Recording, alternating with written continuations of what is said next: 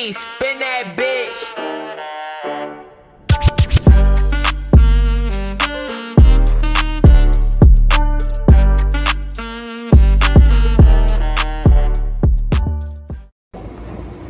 Assalamualaikum warahmatullahi wabarakatuh. Kembali lagi di Poki Podcast HMS BKI. Kasih tepuk tangan. Oke nih, setelah sekian purnama, kayaknya 9 bulan lebih deh HMS BKI itu tidak upload Poki ya, karena lupa password akun YouTube-nya kayaknya. Jadi ini kita di episode baru, lebih fresh, di setup yang baru. Kemudian juga ada saya, host magang yang baru. Perkenalkan, nama saya Yoga Cahya Panesta. Saya dari Prodi Bimbingan dan Konseling Islam yang saat ini sudah semester 6.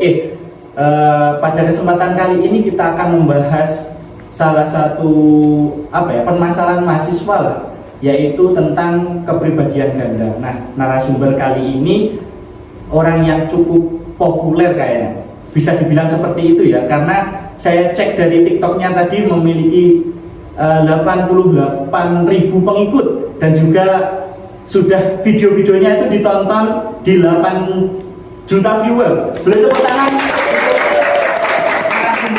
Kali ini siapa lagi kalau bukan Kak Sahla. Ya, sehat-sehat semuanya ya. Oke, sebelum lanjut ke materi kita atau pertanyaan-pertanyaan yang cukup rumit, boleh nih untuk perkenalan tentang namanya Kak Sahla, kemudian juga prodinya di sini masuk ke apa, semester berapa, kemudian asalnya dari mana? Boleh Kak Sahla? Boleh banget. Halo semuanya, nama aku Halimatu Syahla Ramadhani. Kalian bisa panggil aku Syahla atau Syahel kalau di organisasi radio aku. Kalau aku lihat-lihat nih, wajah Kak Sahla itu kayak ada perpaduan dari Timur Tengah, Arabik itu. Apakah orang tuanya itu berasal, ada yang dari sana kah atau pure dari Depok? Sebenarnya fun fact, aku asli orang Solo. Maksudnya orang tua aku dua-duanya Solo Sragen sih, orang Jawa. Kadang ada dari luar. Dan hidung ini sebenarnya dibuat-buat.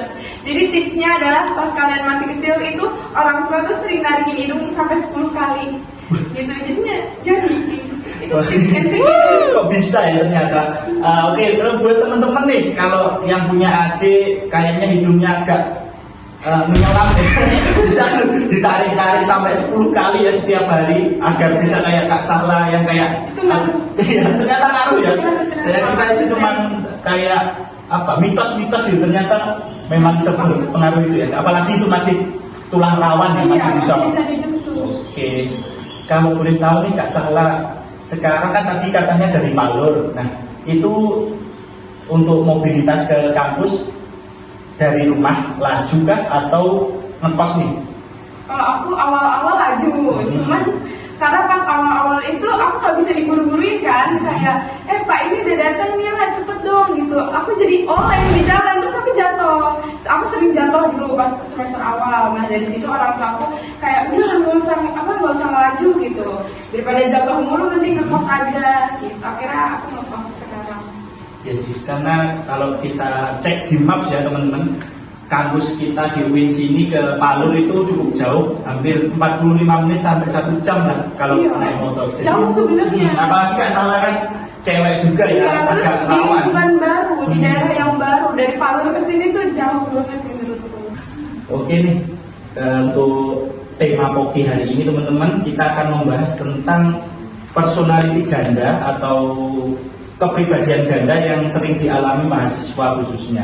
Nah, dari Kak Sahla sendiri nih, pernah nggak sih menemui atau punya teman mungkin yang memiliki kepribadian ganda gitu di antara di kampus atau di luar kampus? Oh, kebetulan dari banyaknya pertemanan aku ada sih beberapa orang, kayak 3-4 orang yang personalitinya di kampus sama di luar itu beda. Di kampus dia kayak introvert, diam aja gitu, pendiam, jarang bergaul. Tapi di luar ternyata relasinya banyak banget. Itu yang bikin bingung sih. Yes. Sering nemuin kayak gitu. Terkadang orang yang cenderung pendiam itu justru temannya di luar itu semakin banyak ya? Iya, mungkin ada sesuatu di kampus jadi dia mau menutup diri. Soalnya kan iya teman Kak Sahla itu sangat banyak guys, tenang. Karena Kak Sahla ya juga sebagai aktivis kampus, ikut di beberapa organisasi kampus dan juga sebagai konten kreator tentunya kan memiliki relasi-relasi yang cukup banyak ya Kak Sahla, betul ya? Sapa sana sini, halo gitu. Iya. Oh pernah kayak pas lewat gitu dipanggil sama apa? Pembenar Makanya kayak yang kakak yang di TikTok ya, itu sering banget aku malu ya. Jadi aku kayak anggap aja nggak ketemu aku ya. Aku malu justru malah malu. Jadi kayak apa? Beban sendiri ya kalau punya follower sebanyak itu dan juga harus berhati-hati kalau bersikap, nggak bisa sembarangan. Betul. Ini kalau boleh tahu nih sejauh Kak Sahla berteman sama 3-4 orang tadi, apa sih faktor yang menyebabkan mereka itu bisa memiliki kepribadian ganda? Faktornya menurutku bisa dari dua faktor. Pertama dari lingkungan, kedua dari dorongan atau tekanan. Kalau dari lingkungan, ya siapapun seseorang kalau lagi berada di lingkungan yang nyaman, pasti dia bebas dong, bebas berekspresi. Dia bisa jadi diri sendiri, bebas berpendapat. Itu kalau dia nyaman di lingkungannya. Tapi kalau dia nggak nyaman, pasti dia mengasingkan diri. Itu dari lingkungan. Kalau dari tekanan atau dorongan, ya misalnya di kampus dia introvert gitu, atau emang dia tuh sebenarnya orangnya pendiam, tapi di lingkungan pekerjaan dia dituntut harus ramah, harus banyak relasi, harus ngomong sana sini, ya itulah. Yes, mungkin dia dapat paksaan dari situ. Soalnya kan ya kayak kita datang ke kampus, apalagi kampus itu lingkungan akademik, itu kita kan juga harus menjaga sikap, menjaga kepribadian kita, jadi harus berhati-hati dalam bertindak, apalagi kita kan labelnya mahasiswa ya, beda kalau di luar mungkin kita bisa lebih bebas, tapi juga harus tetap mengikuti norma-norma yang berlaku. Mungkin dia berusaha jadi versi terbaik diri dia di kampus. Iya.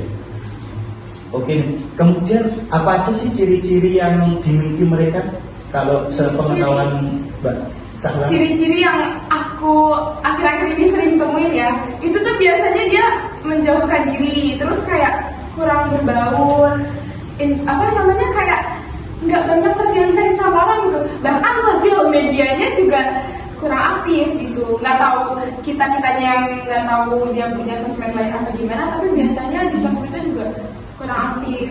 Iya. Soalnya kan ya sekarang kayak lagi banyak-banyaknya nih teman-teman dari media sosial itu punya kayak second account ya. Bisa jadi second account sebenarnya lebih bebas ya kan. Soalnya circle pertemanannya. Semua orang punya deh, semua cewek punya second account. Nah, kalau menurut pandanganku itu seru sih punya teman kayak gitu.